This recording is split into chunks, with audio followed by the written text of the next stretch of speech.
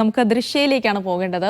കോഴിക്കോട് കേന്ദ്രീകരിച്ച് വടക്കൻ കേരളം കേന്ദ്രീകരിച്ച് എന്തൊക്കെ വാർത്തകൾ ദൃശ്യയ്ക്ക് നൽകാനുണ്ടെന്ന് നോക്കാം. അതിൽ ഏറ്റവും പ്രധാനം SFIയുടെ അഖിലേന്ത്യാ സമ്മേളനം കോഴിക്കോട് തുടരുകയാണ്. പുതിയ ഭാരവാഹികളെ ഇന്നിപ്പോൾ തെരഞ്ഞെടുക്കും. പ്രവർത്തന റിപ്പോർട്ട് ചർച്ചയ്ക്ക് മറുപടി പറയും. മറ്റൊന്ന്, ഈ റോഡ് യാത്രാ ദുരിതം തുടരുകയാണ്. മഴ ഇങ്ങനെ കനക്കുന്നതോടുകൂടെ സംസ്ഥാനത്തെ ഒട്ടുമിക്ക റോഡുകളും പൊട്ടിപ്പൊളിഞ്ഞിരിക്കുകയാണ്. അപ്പോൾ പല ഭാഗങ്ങളിലും അതിൻ്റെതായ പ്രതിഷേധങ്ങൾ ഉയർന്നു വരുന്നുണ്ട്. ഇന്നിപ്പോൾ കൊയിലാണ്ടി വടകര ഭാഗത്തെ റോഡ് യാത്രാ ദുരിതത്തിൽ യൂത്ത് ലീഗിന്റെ പ്രതിഷേധ സമരമുണ്ട്. അപ്പോൾ അതുമായി ബന്ധപ്പെട്ട വാർത്ത. മറ്റൊന്ന്, കാടാമ്പുഴ പാങ്ങിൽ ചികിത്സ കിട്ടാതെ കുട്ടി മരിച്ചതുമായി ബന്ധപ്പെട്ട വാർത്തകളൊക്കെ ഇന്നലെ വന്നിരുന്നു. അങ്ങനെ കുട്ടിയുടെ മൃതദേഹം പുറത്തെടുത്ത് ഇൻക്വസ്റ്റ് നടപടികൾക്ക് ശേഷം മൃതദേഹം മഞ്ചേരി മെഡിക്കൽ കോളേജിലേക്ക് മാറ്റിയിരിക്കുകയാണ്. അപ്പോൾ ഇന്നാണ് ഇനിയിപ്പോൾ അതുമായി ബന്ധപ്പെട്ടുള്ള പോസ്റ്റ്മോർട്ടം ഒക്കെ ഉണ്ടാവുക. അപ്പോൾ അതുമായി ബന്ധപ്പെട്ട് എന്തൊക്കെ വിവരങ്ങൾ ഉണ്ടാകും തുടങ്ങിയ കാര്യങ്ങളൊക്കെ ചോദിക്കാം. Drishya, good morning.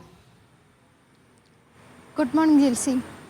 ദൃശ്യം, ഇന്ന് കോഴിക്കോട് വടക്കൻ കേരളം കേന്ദ്രീകരിച്ച് ധാരാളം വാർത്തകളൊക്കെ ദിവസമാണെന്ന് തോന്നുന്നു. കാരണം ഒരുപാട് വാർത്തകൾ ഇങ്ങനെ കാണുന്നുണ്ട്. ഇന്ന് എന്തൊക്കെയാണ് ഏറ്റവും പ്രധാനമായി നമ്മൾ ശ്രദ്ധിക്കേണ്ട വാർത്തകളുള്ളത്?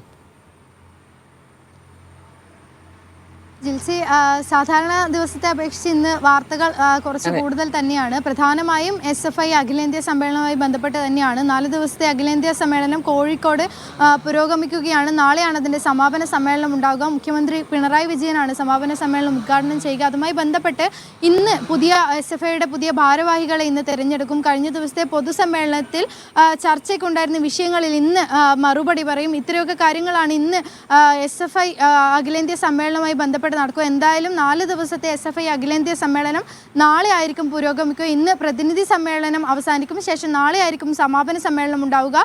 മുഖ്യമന്ത്രി പിണറായി വിജയനായിരിക്കും ഇത് ഉദ്ഘാടനം ചെയ്യുക. മറ്റൊന്ന് പ്രധാനപ്പെട്ട വാർത്ത, കോഴിക്കോട് ഈ യാത്രാ ദുരിതം തന്നെയാണ്. വടകര കൊയിലാണ്ടി ഈ യാത്രാ ദുരിതത്തെ പറ്റി നമ്മൾ വാർത്തകൾ ചെയ്തിരുന്നു. ഇത് മാത്രമല്ല, സംസ്ഥാനത്തൊട്ടാകെ ഈ മഴ കനക്കുന്ന സാഹചര്യത്തിൽ ഈ യാത്രാ ദുരിതം, ഈ കുണ്ടും കുഴിയുമായി യാത്രാ ദുരിതം തുടരുക തന്നെയാണ്.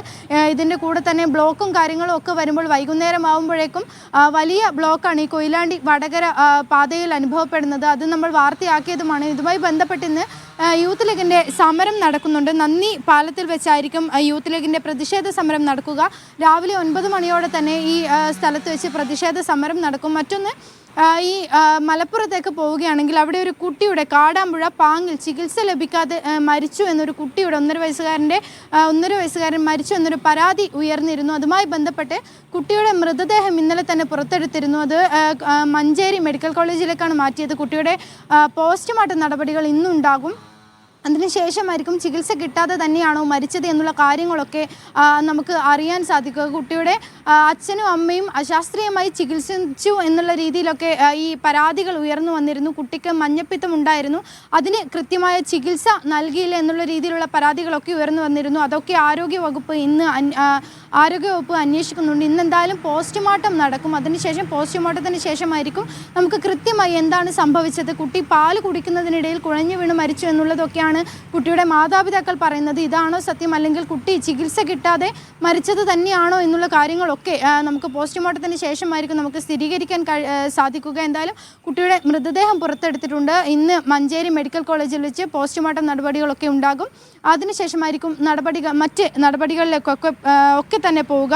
മറ്റൊരു പ്രധാനപ്പെട്ട വാർത്ത, നമുക്ക് കഴിഞ്ഞ ദിവസം ഞെട്ടിച്ചൊരു കൊലപാതകത്തെക്കുറിച്ച് നമുക്കൊരു ഈ തമിഴ്നാട് വനമേഖലയിൽ നിന്നൊരു മൃതദേഹം കിട്ടിയിരുന്നു. കോഴിക്കോട് നിന്ന് 1.25 വർഷം മുമ്പ് കാണാതായ ഹേമചന്ദ്രൻ്റെ മൃതദേഹമാണ് കഴിഞ്ഞ ദിവസം നമുക്ക് തമിഴ്നാട് അതിർത്തിക്കടുത്തുള്ള വനമേഖലയിൽ നിന്ന് ലഭിച്ചത്. അതുമായി ബന്ധപ്പെട്ട് ഇയാളുടെ പോസ്റ്റ്മോർട്ടം ഇന്നലെ ഊട്ടിയിൽ വെച്ച് തന്നെ നടന്നിരുന്നു.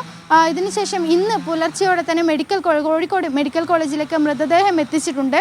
മറ്റ് ഈ പ്രതികൾ 2 പേരെ പോലീസ് അറസ്റ്റ് ചെയ്തിട്ടുണ്ട്. മുഖ്യപ്രതിയായ നൌഷാദിന് വേണ്ടിയുള്ള തിരച്ചിലാണ്. ഇയാൾ വിദേശത്താണെന്നുള്ള സൂചനയാണ് നമുക്ക് ലഭിക്കുന്നത്. ഇയാൾക്കുള്ള എന്തായാലും ലുക്കൌട്ട് നോട്ടീസ് എന്തായാലും പോലീസ് പുറത്തിറക്കിയെന്നാണ് നമ്മൾ പ്രതീക്ഷിക്കുന്നത്. ഇനിയിപ്പോൾ ഇന്ന് DNA സാമ്പിൾ ശേഖരിക്കും. ഇത് DNA ടെസ്റ്റിനായി അയക്കും. അതിന് ശേഷമായിരിക്കും, സ്ഥിരീകരിച്ചതിന് ശേഷമായിരിക്കും മൃതദേഹം ബന്ധുക്കൾക്ക് വിട്ടു നൽകുക. ജിൽസി. ശരി, ദൃശ്യ പുതിയിടത്താണ് കോഴിക്കോട് കേന്ദ്രീകരിച്ചുള്ള വാർത്തകളുടെ വിശദാംശങ്ങൾ നൽകിയത്.